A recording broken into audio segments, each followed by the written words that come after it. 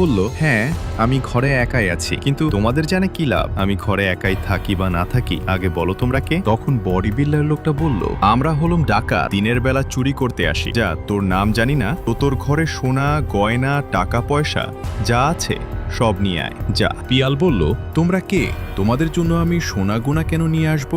এখান থেকে চলে যাও, না হলে বেঁচে ফিরে যেতে পারবে না। তখন বুলু জ্যাকেটওয়ালা বলল, আমাদের সাথে পারবে না, ঘরে চুরি পরে, বস থাকগা বাচ্চা, যা বলছি তাই কর, না হলে তোকে এখানে মেরে পুঁতে দেব। তখন মাসুম বাচ্চা পিয়াল বলল, তোদের অত দম নাই, দাঁড়া যাচ্ছি তোর ওখানে। ওরা চারজন মাসুম বাচ্চার কথা শুনে অনেক রেগে যায়। তারপর মাসুম বাচ্চা চারজন কার সামনে যায়। মাসুম বাচ্চা দেখে হাসে আর চারজনকে নানা রকম অভিনয় দেখায়। তখন চারজন রেগে গিয়ে মাসুম বাচ্চা তাকে মেরে দেয়।